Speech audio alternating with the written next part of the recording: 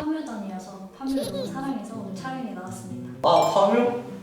초호화 캐스팅? 심지어 한국형 오컬트? 이것만으로 충분히 보고 갈 이유가 됐고. 오랜만에 큰 게 하나 나왔다라는 느낌이 들었고, 문화 콘텐츠학과 최상근 교수입니다. 반갑습니다. 이 영화는 한국형 오컬트 영화다. 한국만이 가지고 있는 전통문화 콘텐츠 그 기호와 코드를 가지고 오행과 풍소지리와 그 다음에 샤머니즘. 최민식은 미안하지만 그 캐릭터는 그 현장에서 죽었어요. 그랬으면 정말 못 봤을 것 같아요. 해피엔딩은 조금 아쉬웠다.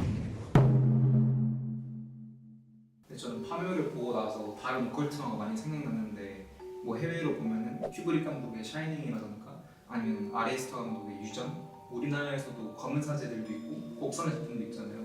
그럼 오컬트 영화들의 계보와 비교했을 때 과연 이 파묘라는 작품이 거기서 어떤 의의를 가지는지 좀 궁금했습니다. 호러 영화의 하위 장르가 굉장히 많습니다. 크리처 영화도 호러 영화에 분류. 킹콩 같은 영화 그런 영화도 사실은 호러 영화로 묶일 수 있단 말이에요. 대신에 우리가 오컬트라는 하위 장르는 아까 얘기했듯이 신령술사와 악기, 요괴 간의 초자연적인 대결을 펼치는 영화를 우리가 오컬트 영화라고 해요. 그런 측면에서 파묘는 매우 전통적인 오컬트 영화죠. 신령술사가 등장하고 요괴가 등장하고 그들의 싸움이 초자연적이잖아요. 그런 측면에서 보면 엑소시스트나 드라큘라 같은 영화의 계보를 아주 정확하게 이어가고 있다고 보죠. 근데 이제 샤이닝이나 유전 같은 경우는 조금 다른 영화고, 샤이닝에는 뭐 신령술사가 등장하지는 않아요. 주인공 아빠가 점점 미쳐가지만 그게 정말로 어떤 특정 귀신에 의해 홀린 건지 아니면 그 공간에서 공간에서 사람을 미치게 하는 그 고독과 외로움과 강박관념 때문에 그러는 건지는 그 규정이 명확하지는 않아요. 그런 측면에서 샤이닝은 전통적인 오컬트는 아니라고 볼 수가 있어요. 아까도 얘기했듯이 엑소시스나 드라큘라 검은 사제들의 맥을 잇기는 합니다. 근데 이제 거기 아까 얘기한 그런 캐릭터들의 지나친 슈퍼히어로 같은 모습들, 그런 게 조금 추가가 된 거죠. 근데 나는 이걸 이렇게 보고 싶어요. 장르 영화는 어떻게 발전한다고 그랬죠? 변증법적으로. 우리는 관객의 입장에서 파묘를 오컬트 영화다라고 알고 본다는 가정하에 내가 알고 있는 장르 영화는 다르다. 근데 만약에 곡성하고 똑같았다면, 엑소시스트하고 똑같았다면 좋아했을까? 천만에 들었을까? 그렇지 않아. 장르 영화를 선호하는 장르 관객은 늘 이중적인 면을 갖고 있어. 내가 알고 있는 그러한 장르의 문법을 그대로 따라주기를 바라면서, 그러니까 한일 코드가 등장하니까 아이 오컬트 영화 아닌 거 아니야? 한일 영화 아니야? 이런 불만이 나올 수도 있어.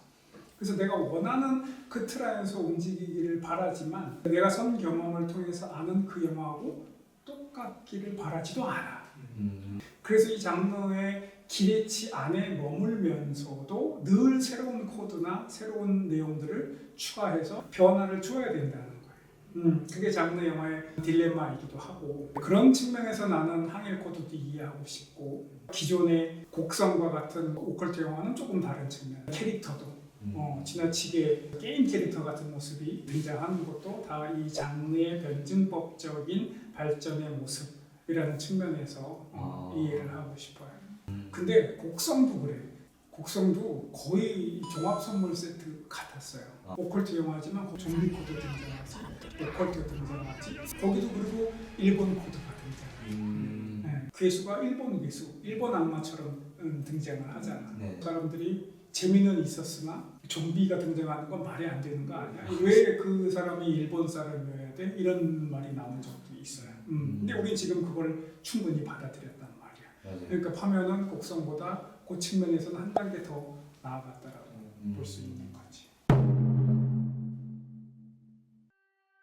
파묘가 교수님께서 계속 말씀하시는데 곡성을 잇는 그 한국 공표왕의 이정표가 되도록 하셨잖아요. 근데 과연 곡성과 비교할 만큼의 작품성으로 가치가 있는 저는 많이 궁금했거든요.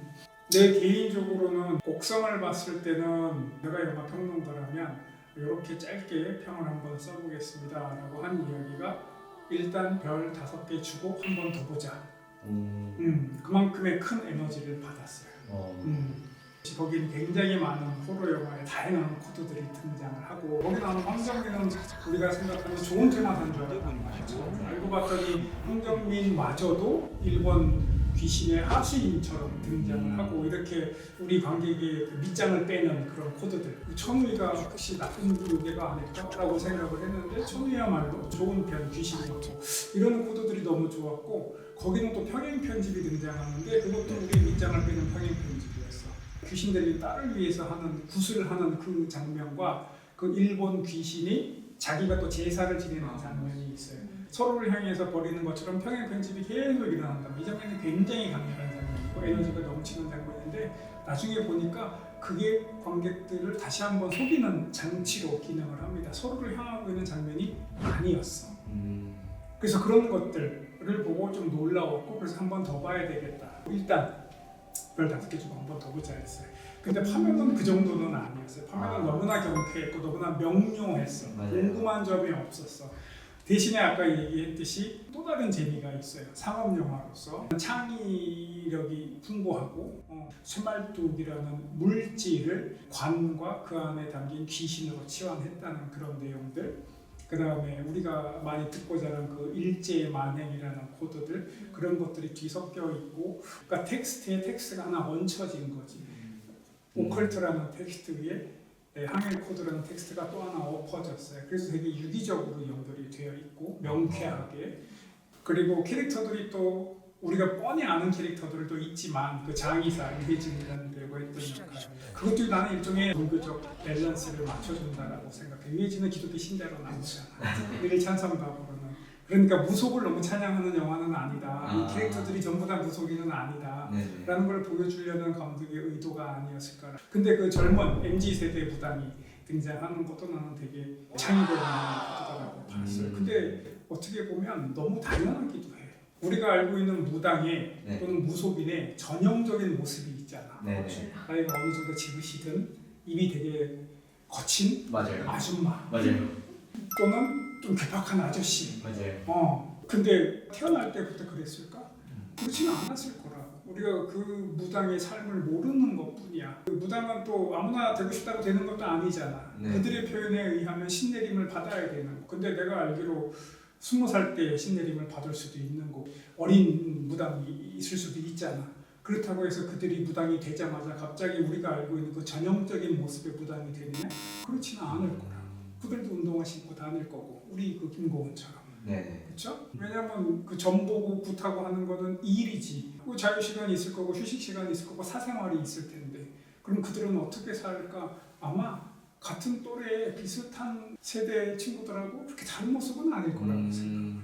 나는 그게 오히려 무속인들의 본 모습을 더 보여주는 그런 모습의 그런 장면이 아니었을까라고 생각을 해요. 너무 당연하다고 생각을 해요. 그러니까 그런 전형성을 탈피했다는 측면에서 되게 좋은 캐릭터라고 생각을 해요. 그리고 김고은이라는 배우는 어쨌든 무당이라는 캐릭터를 조금 더 현대화하고 젊은 관객들의 동시대인으로 설정을 했다는 게 굉장히 좋은 아이디어였다고 생각을 합니다. 교수님, 제가 또 궁금한 게 있는데 이번에 파묘가 최근에 서울의 봄을 이어서 천만 영화 두 번째가 된 걸로 알고 있거든요. 찍는 과정에서 다른 영화들이 조금 붙이기도 하는 경향이 없지 않아 있었다고 생각해요. 그래서 이런 부분에 관해서 천만 영화에 대해 어떻게 생각하시는지. 그래, 천만 영화는 찍는다기보다 만들어지죠. 한 500만 넘어가면 그 다음부터는 천만을 이제 만들어낸다고 볼 수 있습니다. 서울의 봄이 천만을 동원한 것과 파묘가 천만을 동원한 것은 분명히 또 이유가 다를 거예요.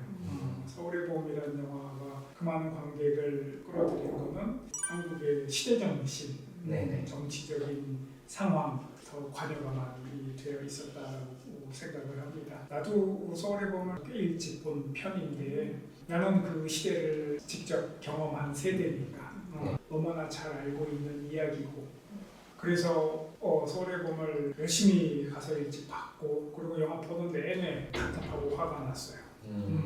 아니나 다를까 그 영화 이제 젊은 친구들 가서 보면서 뭐 심박수제는 챌린지도 나오고 그랬다고 하더라고. 내가 경험했던 거하고 너무 똑같은 현상들을 젊은 세대들도 네. 막 고구마 영화 막 너무 답답하고 네. 그런 시대 정신에 힘입어서 천만이 됐다고 볼 수 있는 거고 파묘가 천만에 드는 것도 다른 이유일 거고 그래서 파묘가 좀 대단한 측면이 다른 영화도 아니고 우리 시대 정신을 표현한 영화도 아니고 네. 명절이나 연휴 기간에 온 가족이 같이 볼 수 있는 그런 가족 영화도 아니고 어쨌든 호러 영화는 남성이든 여성이든 관객들의 중하위권 또는 최하위권을 유지하는 장르란 말이야. 그리고 거기다가 오컬트는 아무래도 제의식이 들어가기 때문에 그것을 부정적으로 보는 관객들도 굉장히 많아요. 본인의 믿는 종교에 따라서. 그럼에도 불구하고 천만을 동원했다라는 것은 아마도 오히려 관객들이 실망했던 항일 반일 코드 때문일 수도 있어요. 그것이 하나의 시대 정신을 조금 자극하는 요소가 됐을 수도 있다라고 생각을 합니다. 자, 그건 이제 현상과 관련되는 것이고, 그럼 그것이 과연 좋은 것이냐, 바람직 하늘이냐는 또 다른 측면이에요. 나는 개인적으로 천만 영화가 자주 등장하는 게 한국 영화 산업, 특히 그 생태계 측면에서는 매우 바람직하지 못하다라고 생각을 해요. 아까도 얘기했듯이 영화 관객이 500만, 600만이 되면 사실 웬만큼 볼 사람은 다 본 거고 제작사 그리고 배급사가 그리고 극장주들이 이 영화를 천만으로 만들려고 계획하지 않았던 일들을 이제 하게 됩니다. 최소 3주에서 6주까지 상영하기로 계획했다가 그걸 점점 늘리고 스크린은 이제 다른 작품을 상영을 해야 되는데 극장주는 다른 작품을 어떻게 뒤로 미루고 아니면 다른 영화를 멀티플레이 스크린 하나만 내주거나 이런 이제 기술이 들어가죠. 그래야만 천만이 만들어지고 그 영화를 제작한 제작사나 감독은 또 천만 영화를 찍었다라는 거대한 이제 트로피가 하나 생기는 거고 그걸 위해서 계속 그런 식으로 노력을 합니다. 이 파묘 때문에 개봉을 예정했다가 아예 못하는 영화도 있을 수 있고요. 그리고 뒤로 밀릴 수도 있어요. 그리고 밀리다가 나중에 또 언제 블록버스터가 예약이 되어 있을 수도 있어.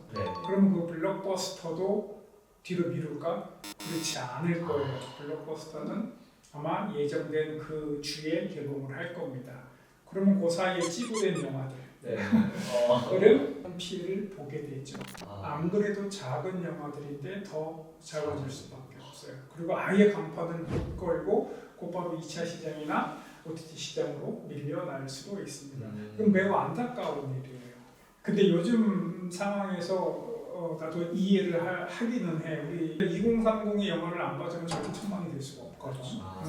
고등학생들도 많이 봐줘야 그리고 중복 관람도 해줘야 이게 천만이 가능하단 말이야 대한민국에서. 근데 요즘 영화 표값도 많이 올랐어. 50% 정도는 한꺼번에 코로나 이후에 올랐어요. 영화 일주일에 2번 볼고 1번 보는 거고. 그럼 그 한 번으로 줄어든 그 기회를 어디다가 쓸까? 남들 다 보는 거에 쓸까? 아니면 듣도 보도 못한 유럽의 조그마한 예술 영화를 볼까? 전자에 투자를 하겠죠. 그 얼마 안 되는 그 기회를 관객 수가 관객을 불러들이는 그런 꼴을 계속 만들어내요. 파묘 때문에 개봉 못한 영화가 분명히 있을 겁니다. 개봉이 뒤로 밀리는 영화도 있을 거고 개봉일이 줄어든 영화도 있을 거예요. 그럼에도 불구하고 그런 작은 영화들을 선택해서 누군가 우리 젊은 학생들이 본다면 그거는 거의 사치에 가까워. 그렇죠? 다른 학생들이 보기에는 쟤는 돈이 많아. 뭐 굳이 저런 영화를 지금 봐야 돼? 라고 생각할 수도 있어. 되게 안타까운 현상이에요. 자, 그렇게 과연 그게 옳은 일이냐? 생태계 측면에서 봤을 때 파묘가 500만, 600만만 들었어도 그 영화와 관련된 사람들은 아마 큰 돈을 벌었을 거야. 큰 수익을 얻었을 거야. 그렇죠? 개봉을 못했거나 뒤로 밀린 영화들은 어차피 작은 규모의 영화들이고 어차피 스태프들도 더 경험이 적은 독립 영화일 수도 있고 저예산 영화일 수도 있고 하단 말이야. 근데 이들은 영화 관객이 10만만 들어도 본전을 회복할 수 있는 영화들일 수도 있고 100만이 넘지 않아도 그런 측면에서는 조금 아쉽습니다. 빈익빈 부익부가 되는 거죠. 물론 권리는 우리가 인정을 해줘야 돼. 네. 관객들한테 더 이상 보지 말라고 할 수는 없으나 네. 그 천만 영화를 만들어내기 위해서 영화 현장에서 관계자들이 하는 일이 조금 야속하기는 해요. 안 그래도 돈을 못 버는 젊은 신진 영화인들이 거기 다 달려 있을 텐데 그 영화 한 편에 그들의 그 최적 생계비마저도 보장을 못 해주는 현실은 생태계 측면에서 매우 아쉽죠. 그래서 생태계만 본다면 천만 영화 한 편이 나오는 것보다는 100만 영화 10편이 나오는 게 훨씬 좋다라고 볼 수 있어요. 실제로 유럽에서는 그런 영화들이 되게 많습니다. 영화를 보는 문화가 한국하고는 많이 달라요. 그리고 멀티플렉스가 한국만큼 많지도 않고 그러니까 전국적으로 똑같은 영화가 다 개봉을 하지 않는 경우도 많고 네. 그런 측면에서 조금 계속 쏠림 현상이 발생하는 거는 좀 아쉽습니다. 영화인들이 양성이 되겠어 그래서 안 돼요. 작은 영화들이 계속 만들어지고 보여지고 최소한의 수익을 얻어야 네. 그 영화를 만들었던 인력들이 또 다른 영화를 만들 거야. 그러면 교수님이 추천하시는 요즘에 볼만한 100만을 만들어야 하는 영화가 있을까요? 그때 한번 가보자 하는 영화인가요? 네. 글쎄요. 내가 가장 최근에 본 영화가 듀운 2. 듀운 영화는 이제 여러분들 아직 안 본 친구들 앞으로 봐야 되니까 내가 함부로 스포를 추천할 수는 없지만 네. 원보다는 2가 훨씬 더 볼거리가 많고 그렇죠.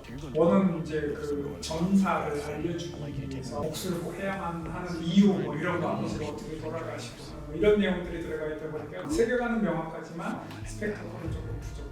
근데 이제 2는 본격적으로 행동 개시를 하니까 볼거리가 훨씬 더 많고 이 감독이 그 드니 빌누프라는 이미지를 중시해 있는 비주얼리스트라고 불리잖아. 그래서 이제 볼거리도 되게 많고 매우 독창적인 감독이에요. 그런 거에 비해서 안타까운 점도 있죠. 그 영화 속의 세계관이 우리 이 디지털 시대의 그 세계관으로 그렇게 맞아떨어지지는 않아. 약간 올드한 느낌이 있어. 스타워즈 세계관하고 비슷해. 하수들이 총 갖고 싸우고 보스는 칼 갖고 싸우고 이게 약간 그 다문화적인 요소, 정복하고 아버지의 복수 이런 것들이 좀 올드한 면이 있단 말이야. 왜 그런가 했더니 너무 당연하더라고. 원작이 60년대. 맞아요. 소설 원작인 것도. 소설 원작이 60년대야. 그러니까 스타워즈가 나왔던 그 시기에 그 당시의 시대 정신을 넘어서지는 못했던 거지. 지금 같으면 이제 AI가 등장을 할 거고 할 텐데 뭐 그렇습니다. 듀운도 되게 재밌게 봤어요. 그리고 앞으로 100만 정도 들었으면 좋을 만한 작은 영화들이 많이 있죠. 한국 영화는 굳이 내가 지금 기억이 남는 게 없는데 패스트 라이브스가 한국 영화라고 봐야 될까? 감독이 한국계 미국인 제작사 그 영화가 좋은 평가를 얻고 있어서 볼 생각이고 재밌습니다. 재밌어요? 추천드립니다. 그 다음에 그 란티모스 감독의 가여운 것들. 란티모스 감독도 워낙 독특한 맞아요. 메이 디셈버. 네. 메이 디셈버는 톱 헤인스라는 감독의 영화예요. 톱 헤인스는 내가 개인적으로 또 애착을 가지고 있는 감독이기도 하고 왜냐면 파스미더와 더글라스 그가 헤인즈의 영화적 어떤 멘토로 알려져 있죠. 그래서 이 세 편은 앞으로 내가 봐야 할 영화. 이런 다양한 영화들을 우리 학생들이 볼 기회가 있으면 좋겠다라고 생각해요. 왜냐하면 영화는 음식과 같아서 편식해서는 좋은 게 없어요. 문화적인 측면에서도 편식을 하는 것보다는 다양한 것들을 습득하고 보고 경험하는 게 되게 중요합니다. 그래서 너무 헐리우드 영화만 본다든가 너무 슈퍼히어로 영화만 본다든가 하는 게 결국 그게 바람직한 건 아니라고 생각을 해요. 왜냐하면 아무래도 영화는 우리한테 영향을 미쳐요. 대중매체잖아. 그래서 너무 편식하는 것보다는 다양한 영화들을 봐주는 게 좋아요. 그래서 조금 전에 언급한 그런 영화들 패스트 라이브스 같은 건 되게 작은 영화잖아요. 과연 것들이나 메이 디셈버 같은 경우도 작가주의를 표방하는 감독들의 영화란 말이에요. 다른 이야기를 하는, 다른 방법으로 연출을 하는 전혀 다른 색깔을 가지고 있는 영화들도 같이 보면 좋겠다는 생각입니다. 극장에 꼭 갈게요. 오케이, 자 우리 파묘단 친구들 궁금한 점이 다 해소가 됐어요? 네. 너무 잘했습니다. 파묘 충분히 파헤치기 다 했나요? 네. 이제 궁금한 점이 없습니다. 네, 진짜? 네. 알아? 조금 더 알아보도록 하겠습니다. 그래.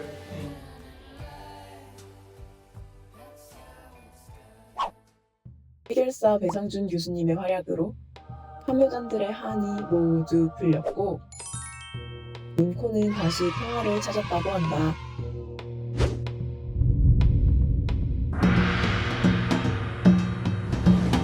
파묘단 친구들이 궁금한 게 많다고 질문하고 싶다고 얘기를 들어서 나도 공부 아닌 공부를 더 하게 됐어요.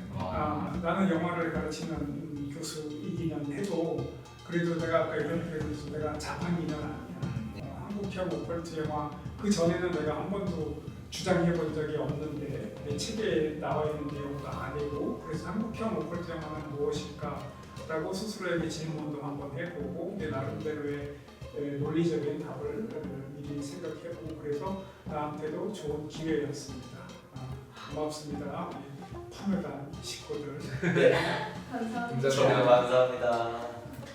아,